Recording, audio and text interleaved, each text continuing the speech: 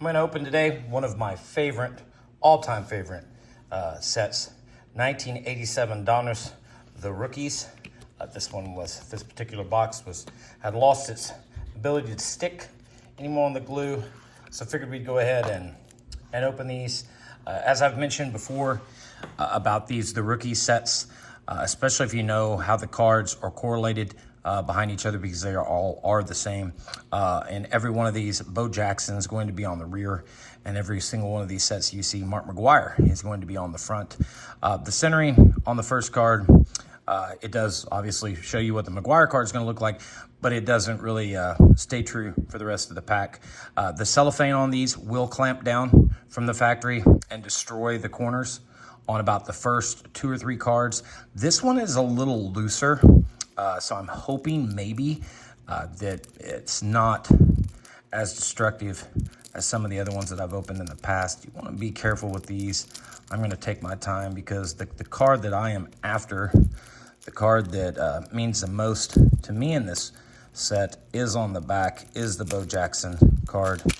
I'm a big Bo Jackson collector and would love to find one of these and all of my junk wax ripping to be able to send in and get a high grade on. Just a card that I know I could go buy it and save myself a bunch of money, but I'd like to do it myself. This set is loaded though. If you're around my age and remember these, remember this. If you can see, the bottom of this Mark McGwire card is absolutely destroyed on the corner. That's going to be a no-go. I've had 2 cards there. It's going to be a no-go for any kind of quality there. James Steele's next card. Mike Henneman, cannot say I remember him. Eric Bell, going to be next. Terry Steinbach, the Rookies. Mark Williamson. Coming up to a checklist here. This is a 46 card set, I believe. No, 56 card set with the checklist. Ken Williams. Mark Davison, as you can see, so I say don't pay a lot of attention to the front card, because that one was heavy on this side, and this one's now light on this side. Gene Larkin.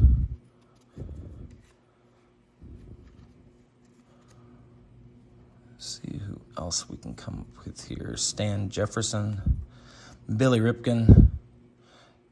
Maybe one day I'll zoom in and see if there's anything on the knob of that bat for Mr. Ripken. Obviously, Billy Ripken known way more for his 1989 Fleer air card than his career at this point, I think. Benito Santiago, Dave Madigan. Just a really good rookie set. Matt Noakes. I really do like the green on these. A couple, like Bo Jackson is in this set. He's also in the 86 set as well. Never understood why there was some guys that would be in multiple years. Matt Williams there. Ellis Burks. Multiple year sets of the rookies. You would think that they would have one the rookies card and that be it, but it's not the case for some people. Mike Jackson. Dave Meads. Cruising right on through. John Smiley, not being too smiley in that picture. They are kind of sticking. Todd Bedziner. Let's see. Shane Mack. Would have been a good card back in the day. You'd been happy to have that one. Again, the only way you could get these was buying these sets back in the day, and I don't believe I ever was fortunate enough to buy any of these sets. I don't know if I really had the opportunity, or if they were just too rich for my my childhood blood at the time. Rafael Palmeiro, rookie, right there. Kind of wildly off center.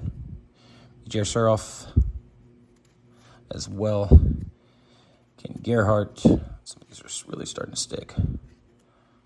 Bob Bowner. Jeff Robinson.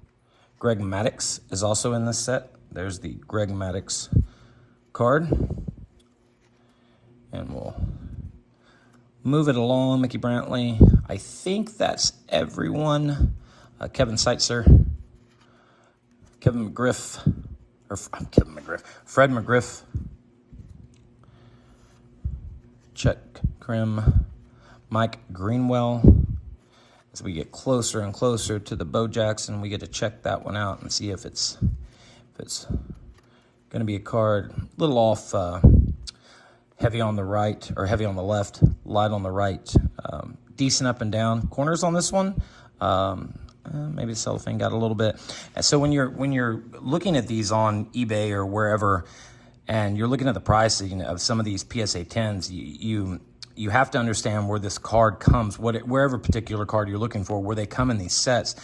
With this Bo Jackson card, it does fetch a pretty nice price in a PSA 10, and I think it's a lot to do with the pop reports being so low on this card is because it's in the back and the cellophane just gets after the corners on these cards a lot more than it would if you found a card in the middle of a wax pack or a cello pack or a rack pack. But that's going to do it. Again, one of my all-time favorite sets of 1987 Donruss, the Rookies.